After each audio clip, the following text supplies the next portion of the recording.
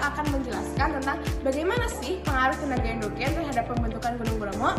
Sebelumnya, perkenalkan, namaku Kiara Adinda Rahmani dari kelas 10 Merdeka 6 dan absen 11. Perkenalkan, nama aku Prataka Zakino dari absen 35 kelas 10 Merdeka 6. Hai, perkenalkan nama aku Naulon Hanani Cesar dari absen 27 kelas 10 Merdeka 6. Hai, perkenalkan nama aku Naila Faizaura Tameswari dari absen 28 10 Merdeka 6. Latar belakang Gunung Bromo. Gunung Bromo atau dalam bahasa Tengger di Eja Brahma juga disebut kaldera Tengger adalah sebuah gunung berapi aktif di Jawa Timur Indonesia.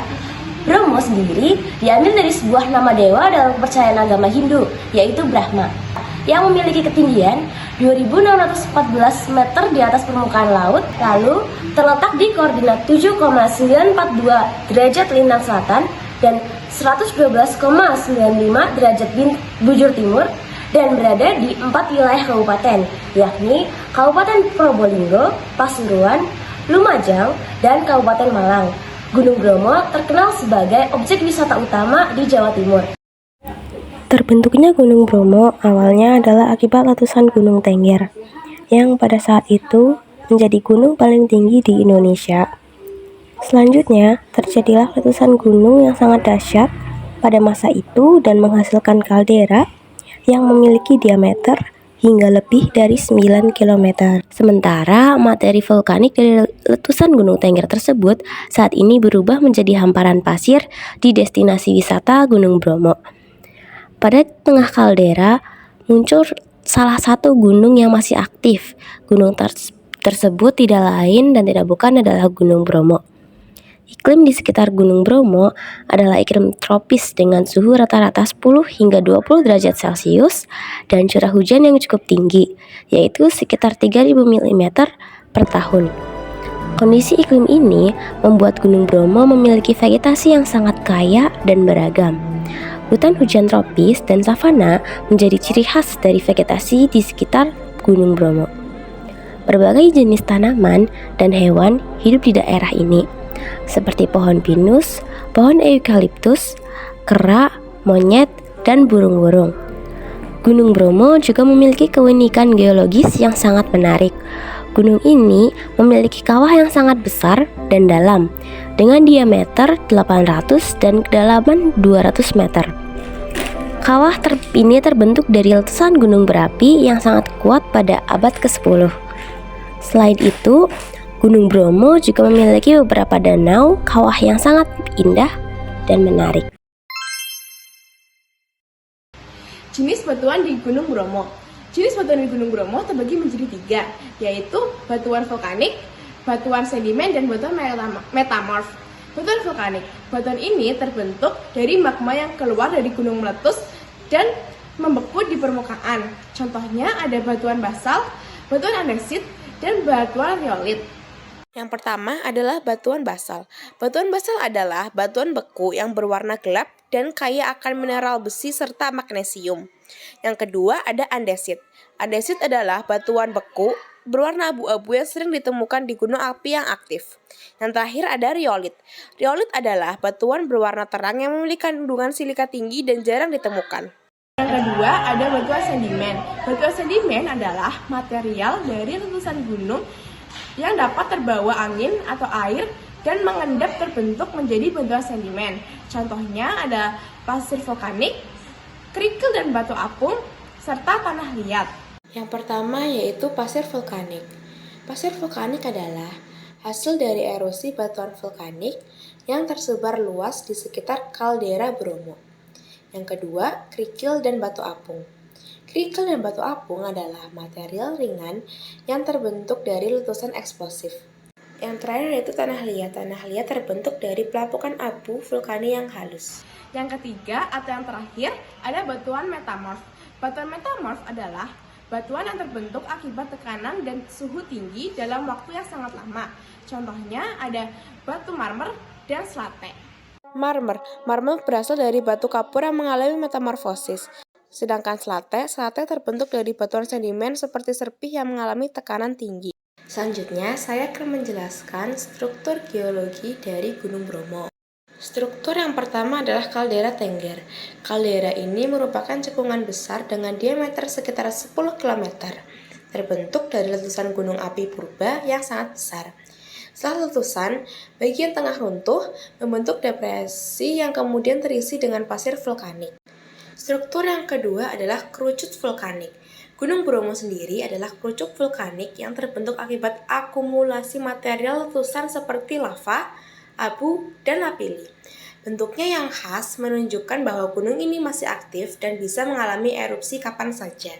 Struktur yang terakhir yaitu lava dan aliran piroklastik.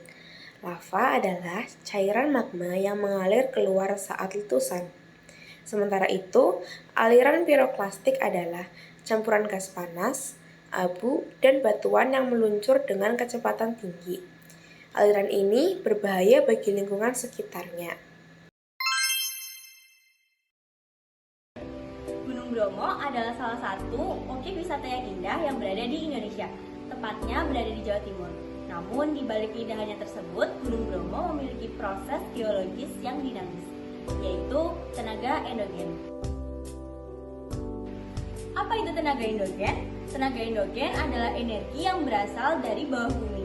Energi ini dihasilkan dari yang pertama ada proses peluruhan radioaktif yang berada di mantel bumi.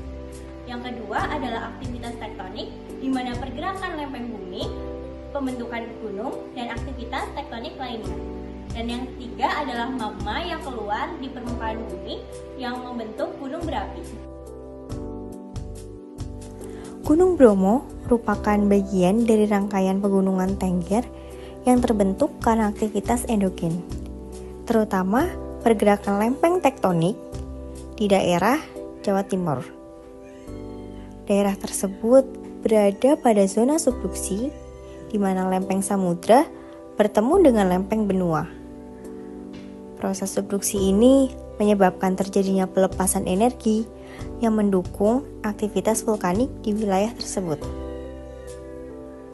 Aktivitas vulkanik Bromo berupa magma yang berasal dari dalam bumi menembus kerak bumi melalui celah-celah, yang kemudian membentuk kawah yang memunculkan materi vulkanik seperti abu dan lava. Dampak tenaga endogen pada keindahan dan daya tarik wisata Bromo memiliki beberapa dampak positif, yang diantaranya lanskap vulkanik yang dramatis. Proses letusan dan erupsi membentuk lanskap yang unik, seperti kawah Bromo, lautan pasir, dan formasi batuan hasil pendinginan lava menciptakan panorama alam yang memukau. Selanjutnya, geoturisme. Gunung Bromo juga memberikan kesempatan bagi para wisatawan untuk belajar dan mengamati proses geologi secara langsung. Fenomena alam yang menakjubkan.